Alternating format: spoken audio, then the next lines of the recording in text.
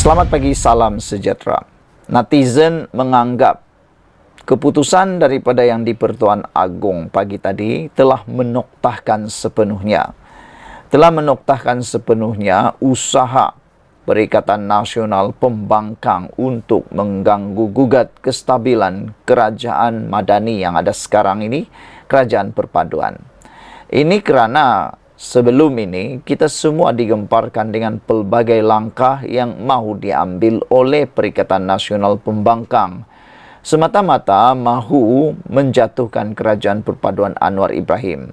Selain daripada itu, tindakan mereka membuat pelbagai langkah-langkah yang tular di mana-mana, termasuk di seluruh dunia, di negara-negara luar, membuatkan ketidakstabilan ekonomi, ketidakstabilan politik.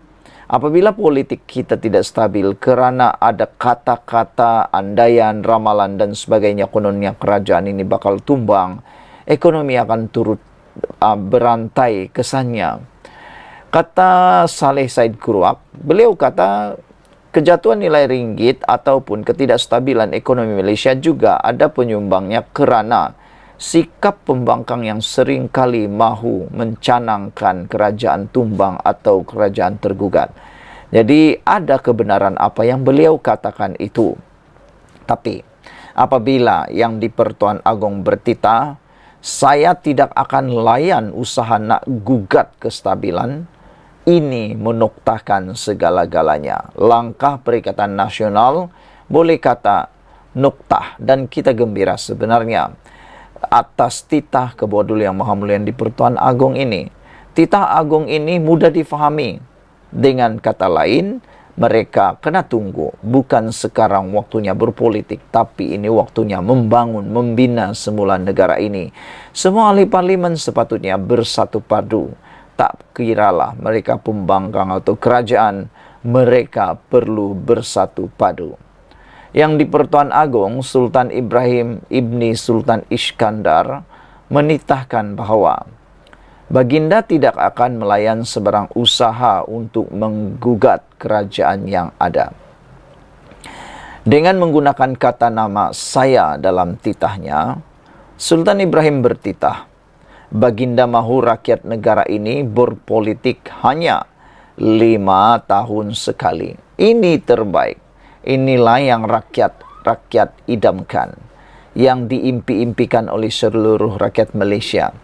Sepanjang 2 bulan pilihan raya, kempen demi kempen pilihan raya, waktu itulah berpolitiklah habis-habisan. Biarlah anda tidak tidurkah tak pulang rumah atau apa sekalipun yang anda buat ketika berpolitik, berkempen pada waktu pilihan raya, buatlah sehabis baik. Habiskan segala-galanya pada waktu itu. Tapi selesai saja pilihan raya, yang bersaudara, yang menantu-menantu mentua, yang sepupu-sepupu, anak-anak, berkeluarga, kembalilah berdamai semula. Setahun sekali saja untuk anda berpolitik. Cukup. Ini tidak. Ada yang sampai berlarutan sehingga bertahun-tahun akibat daripada berpolitik. Sehingga ada yang hampir putus keluarga. Kenapa? Sebab lupa bahawa politik itu cukup untuk setahun sekali sahaja. Baginda juga menegaskan, tutup pintu, saya ingin tegaskan di sini. Saya tidak akan melayan sebarang permintaan yang cuba menggugat kestabilan politik negara. Itu titah Baginda. Kita suka dan amat menyanjung tinggi ketegasan Agong kali ini. Apabila Baginda menegaskan, Baginda tidak akan melayan sebarang permintaan yang cuba menggugat kestabilan politik negara ini. Jadi cukuplah setahun sekali sahaja berpolitik. Sekali sahaja Perdana Menteri ditukar. Baginda pasti sudah muak dengan permainan politik. Baginda juga mengatakan, bertitah semua pihak mestilah menerima kenyataan dan menghormati kerajaan perpaduan yang telah dibentuk.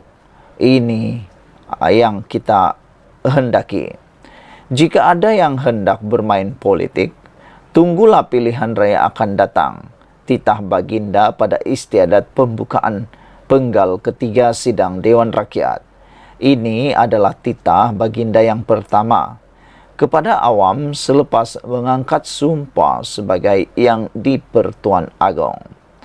Sultan Johor Sultan Ibrahim Sultan Iskandar selesai mengangkat sumpah jawatan sebagai Yang di-Pertuan Agong ke-17 bagi tempoh 5 tahun bermula 31 Januari 2024. Istiadat melafaz sumpah dan menandatangani surat sumpah jawatan diadakan sempena mesyuarat Majlis Raja-Raja ke-264 khas di Belairung Seri Istana Negara. Mesyuarat khas itu dipengerusikan Sultan Terengganu Sultan Terengganu Sultan Mizan Zainal Abidin. Pada istiadat itu juga Sultan Perak Sultan Nazrin Shah turut mengangkat sumpah sebagai timbalan Yang di-Pertuan Agong bagi tempoh yang sama. Sultan Ibrahim diisytiharkan sebagai Yang di-Pertuan Agong ke-17 pada mesyuarat khas Majlis Raja-Raja ke-263 pada 27 Oktober tahun lalu. Pemasyuran Sultan Ibrahim sebagai Yang di-Pertuan Agong ke-17 bagi menggantikan Al-Sultan Abdullah Riayatuddin Al-Mustafa Bilal Shah yang menamatkan pemerintahan sebagai Yang di-Pertuan Agong ke-16 semalam. Saudara-saudara sekalian, itulah titah ke bawah Duli Yang Maha Mulia Yang di-Pertuan Agong yang paling ditunggu-tunggu oleh rakyat Malaysia. Seperti yang kita jangka dan seperti yang kita ramalkan sebelum ini, Sultan Yang di-Pertuan Agong ke-17 ini adalah Sultan yang mungkin mencatat sejarah sebagai Sultan paling tegas pernah ada di Malaysia. Walau bagaimanapun, itulah yang diimpi-impikan rakyat Malaysia untuk menangani masalah perpaduan, masalah hutang negara ekonomi, dan juga masalah politik yang tak pernah berkesudahan di Malaysia.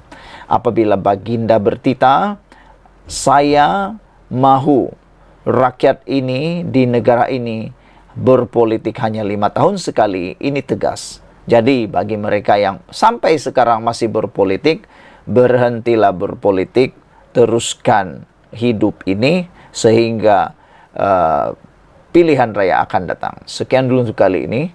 Jangan lupa tinggalkan komen Anda, tekan butang subscribe. Kita jumpa lagi. Bye-bye.